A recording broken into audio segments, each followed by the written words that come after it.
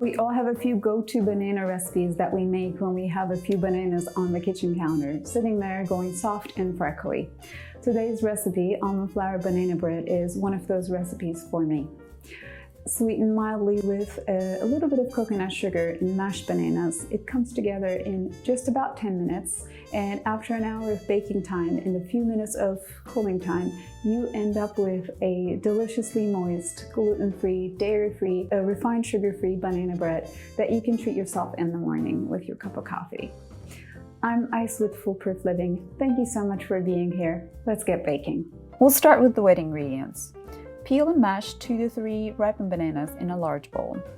For this recipe, you need 1 1/4 cup of mashed bananas, that is approximately 10 ounces or 300 grams. Add in a tablespoon of vegetable oil of your choice. Then add in 3 large eggs, 1/3 of a cup of coconut sugar, a tablespoon of apple cider vinegar, and a teaspoon of vanilla extract. And give it a good whisk. Next, we'll work on the dry ingredients.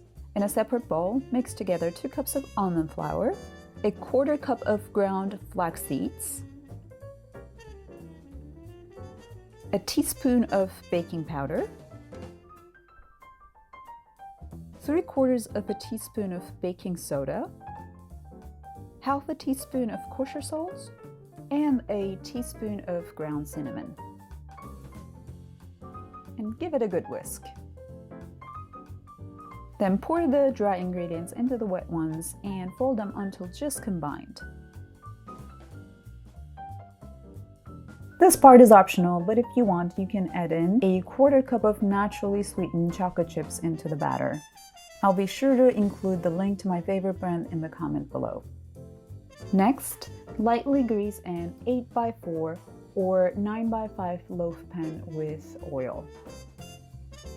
Line it with a piece of parchment paper in the middle with excess hanging out of the sides to later help us with easy removal. Pour the batter into the pan and gently smooth it out. Again, if you like, sprinkle it with 2 tablespoons of chocolate chips and/or sliced almonds. Then transfer it into a preheated 350-degree oven and bake for about 60 minutes.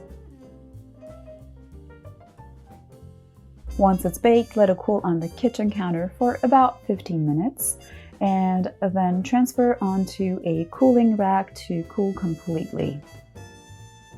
Once it's fully cooled, slice yourself a piece and be sure to enjoy it with a cup of coffee. A few things before I let you go. First, let's talk about how to store it.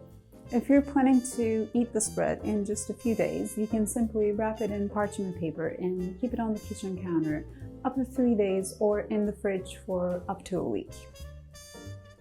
For longer storage in the freezer, first bring it to the room temperature and then slice it up into individual slices. Then I usually cut small pieces of parchment paper and individually wrap them to prevent them from sticking to each other.